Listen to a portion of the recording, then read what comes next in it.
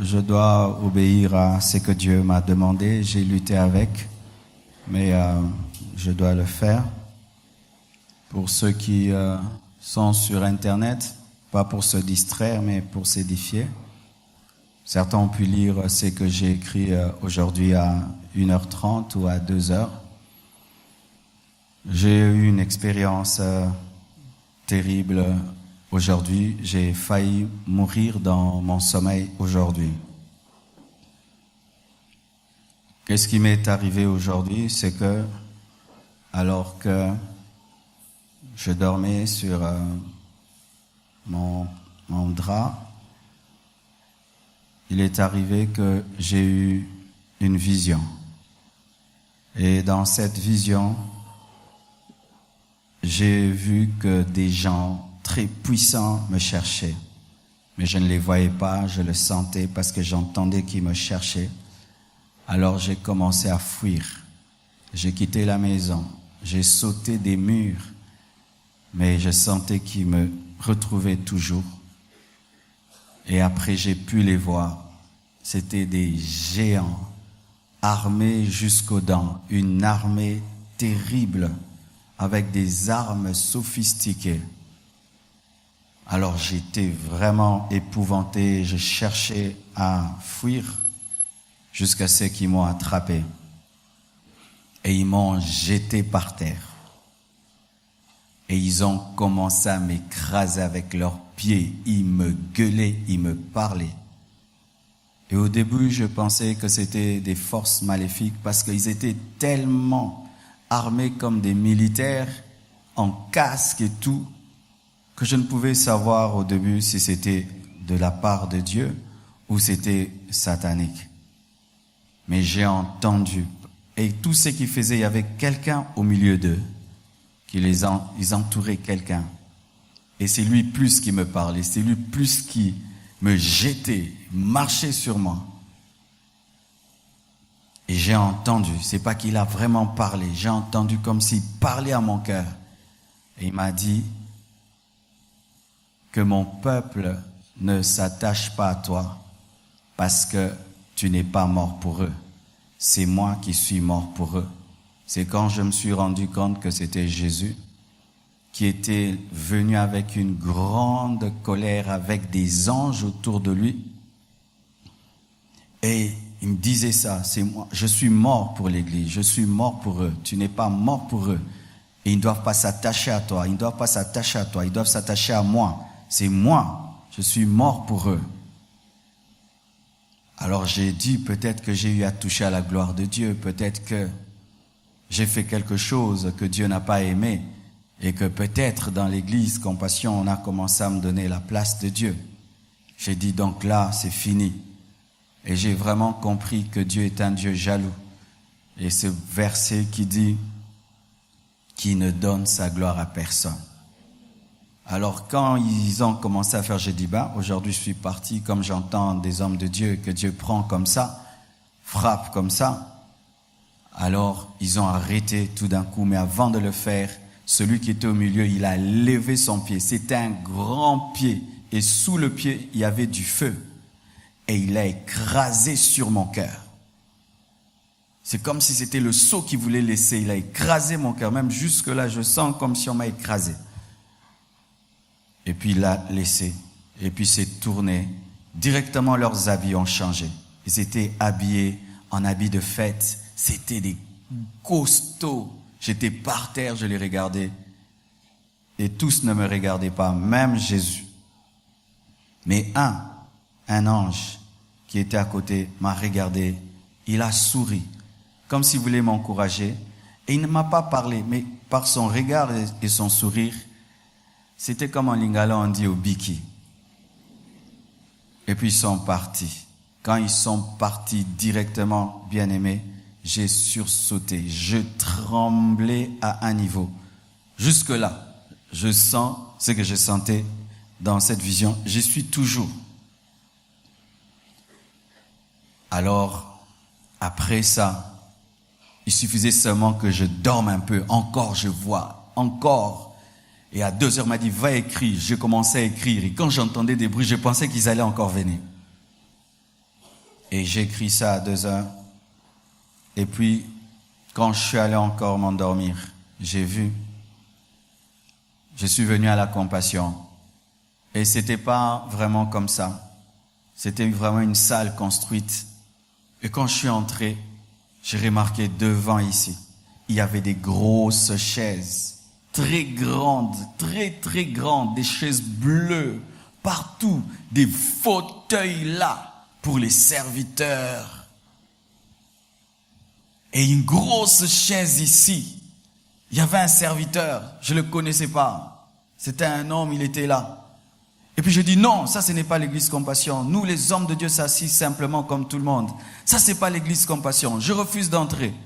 Mais j'ai remarqué que les gens me regardaient comme s'ils me connaissaient et que c'était moi qui devais prêcher.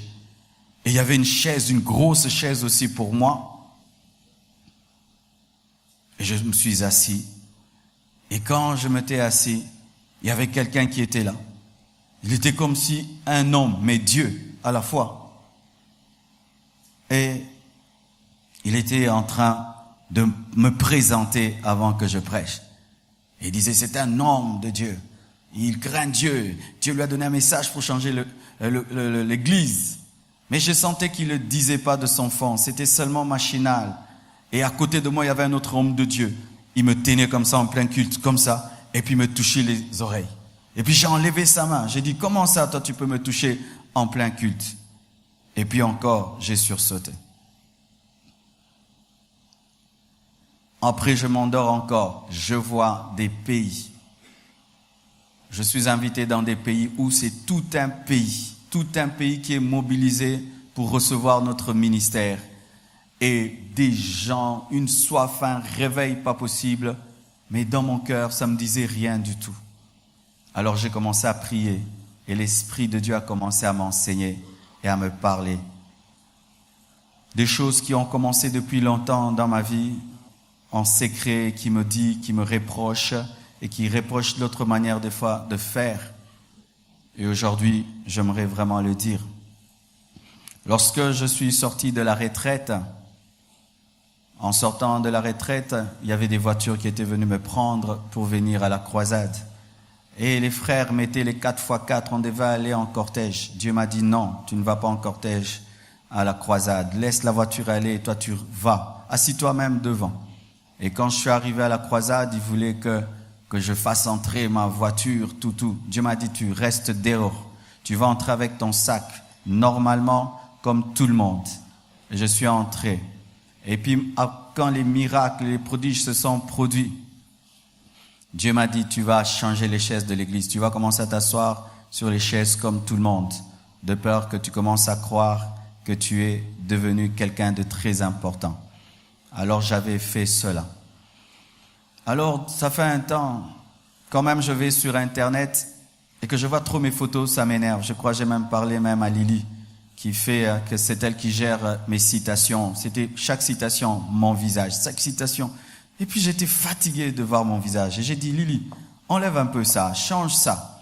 Et c'était même avant que j'ai cette vision, fatigué.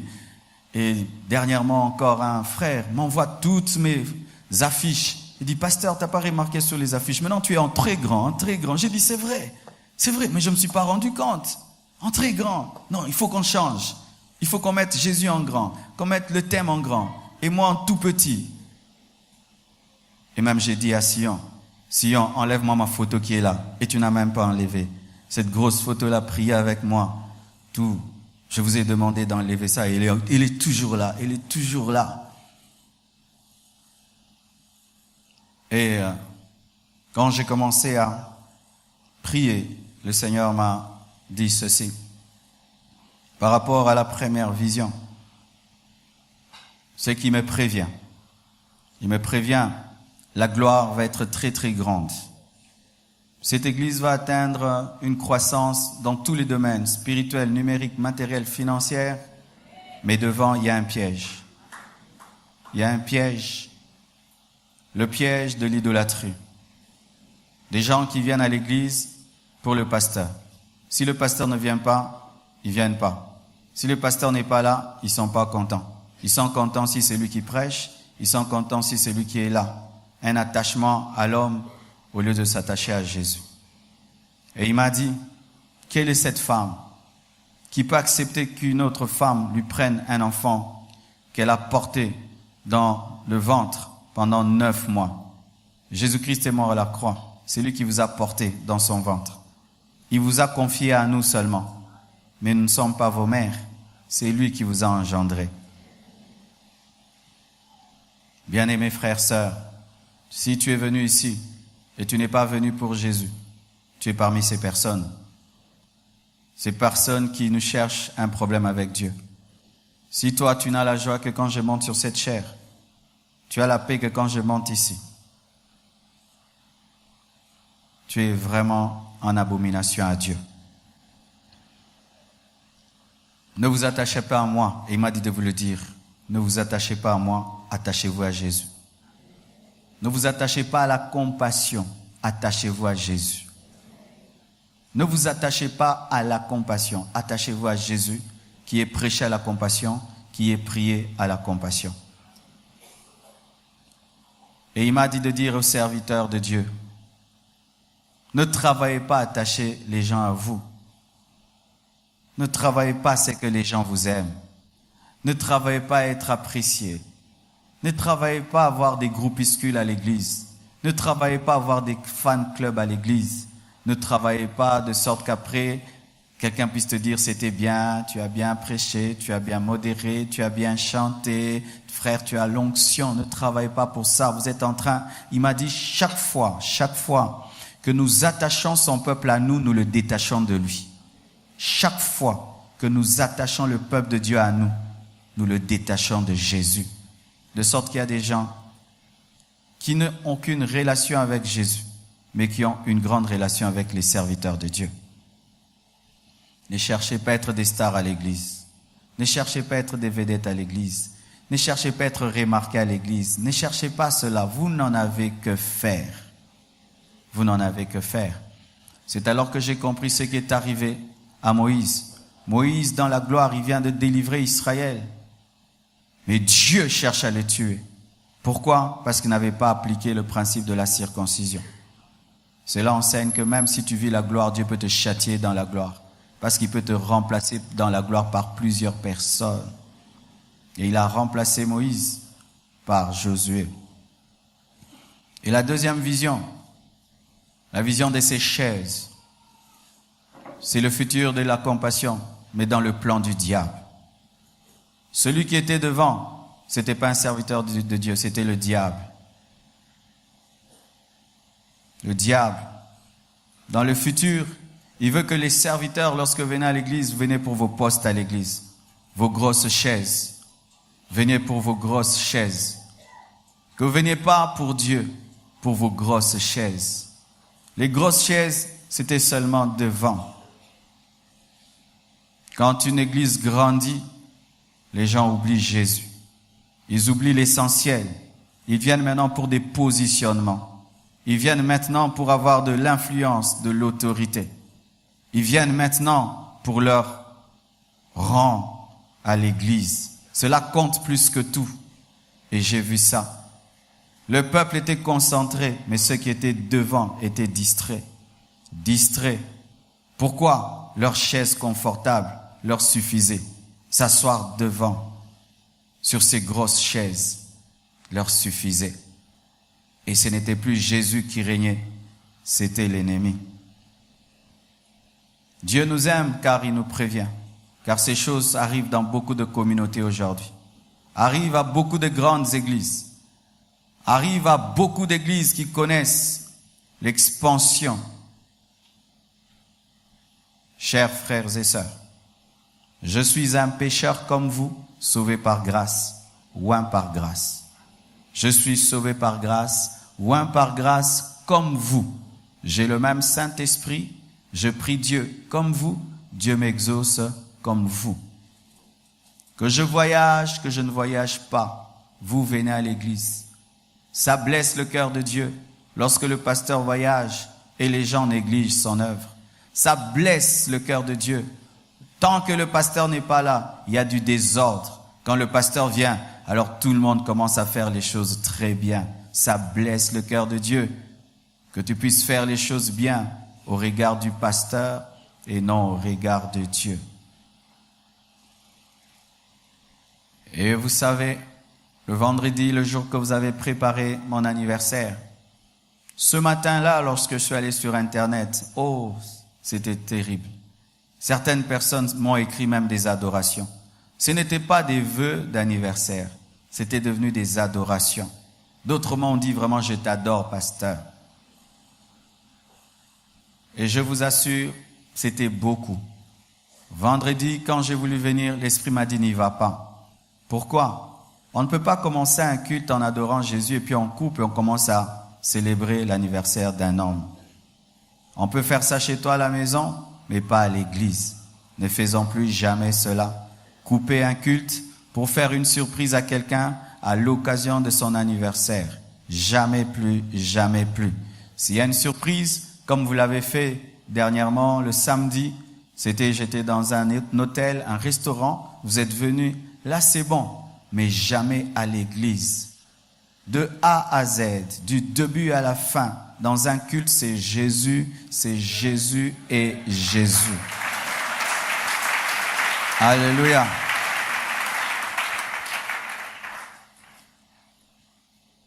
Lorsque vous venez vous agenouiller devant nous, vous vous agenouillez devant l'homme, si c'est devant moi, ne le faites jamais plus. Mais si c'est une position pour faciliter qu'on prie pour toi, tant mieux. Mais sachez aussi que nous n'obligeons pas aux gens de s'agenouiller pour qu'on prie pour eux. Lorsque je sors de ce lieu, si tu veux que je prie pour toi, reste debout, je veux prier pour toi. Tu n'as pas besoin de t'agenouiller devant moi. Ça commence petit à petit comme ça. C'est ainsi que certains, même quand seulement tu entres dans leur bureau, tu dois entrer à genoux. Ça commence petit à petit, petit à petit, petit à petit. Il n'est pas important que tu t'agenouilles devant moi pour que Dieu agisse dans ta vie. Et si des fois nous pouvons te dire, agenouille-toi, ça doit être conduit par l'Esprit. Et c'est pas que à l'homme de Dieu on parle à genoux, il faut être toujours à genoux. Non. La Bible interdit de s'adorer devant quelqu'un d'autre que Dieu, même devant nous les serviteurs. Nous condamnons les sectes, mais des fois nous faisons ce que ces sectes font. Jésus-Christ veut être au centre. Il veut continuer à être au centre. Car après ça, j'ai vu mes frères et sœurs. L'expansion de ce ministère, terrible bien-aimé, touchant des nations, touchant des villes, mais dans l'humilité, dans la simplicité, où la gloire ne faisait plus rien. Mes frères et sœurs, aujourd'hui j'ai compris le niveau qu'avait atteint David. David, on pouvait l'insulter, ça lui fait rien. Et de sorte même que ces militaires voulaient intervenir pour frapper ces hommes, tuer ces hommes qui l'insultaient. David pouvait dire, laisse cet homme insulter, car s'il m'insulte, Dieu le permet. Pour arriver à ce niveau, il faut mourir à toi-même. Aujourd'hui, Dieu a tué quelque chose en moi. Il a détruit. Je m'en fous du respect des hommes. Je m'en fous de l'appréciation. Que tu m'aimes pas, que tu m'insultes pas. Ça me fait rien du tout. Et je crois, et maintenant j'ai compris, que ces choses que nous demandons à Dieu ne pouvaient arriver sans que j'arrive à ce niveau-là. Être insensible à la gloire et toujours veiller à ce que Jésus-Christ soit au centre. Serviteur de Dieu. Vous qui travaillez à côté de moi, je ferai ma part en tant que leader de ne pas tomber dans ces choses. Mais si vous, à votre niveau, dans vos départements, vous vous comportez comme des petits dieux, si vous, à votre niveau, dans les petites responsabilités que nous vous donnons, vous vous comportez en contradiction à ce que nous disons, ce qui allait m'arriver la nuit vous arrivera. Bien-aimés, je vous assure, quelle terreur, quelle terreur, quelle terreur, que ce soit ici, que ce soit ailleurs. Quoique vous voyez un homme de Dieu dans une gloire extraordinaire, ne lui donnez jamais la gloire de Dieu. C'est pourquoi les apôtres déchiraient leurs vêtements chaque fois qu'on leur donnait la gloire qui était à Dieu. Que vous voyez un homme ou utilisé comment, c'est un homme. Ce n'est qu'un homme. Et quand Dieu t'utilisera, n'oublie pas, tu n'es qu'un homme. Tu n'es qu'un homme.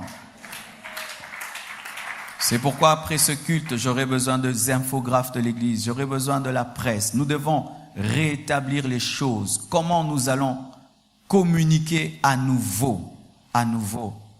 Et je vous assure, cette maladie, c'est vrai dans les aînés, mais cette maladie est même dans les fils. Des fois même, je vois les fils. Tu prêches ici à la compassion et quand tu vas poster tes photos sur Internet, tu peux mettre 10 photos, 8 photos de toi, 2 photos de l'église. C'est une maladie qu'on vous transmet, qui est entrée en vous aussi, en vous. Moi, hier j'ai prêché, voyez-moi.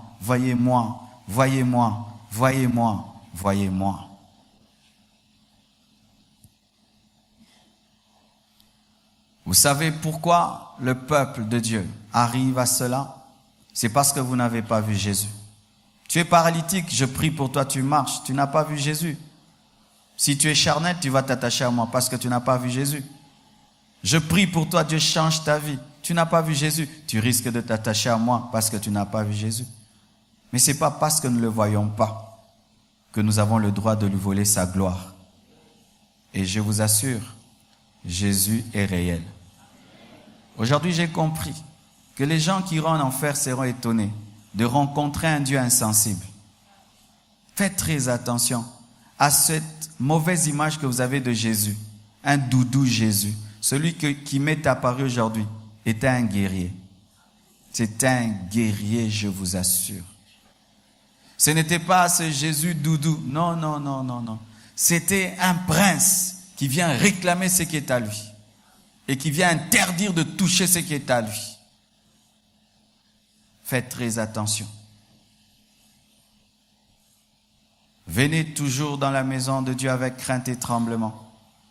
Venez toujours dans la maison de Dieu avec crainte et tremblement. Ne venez pas vous amuser à l'église.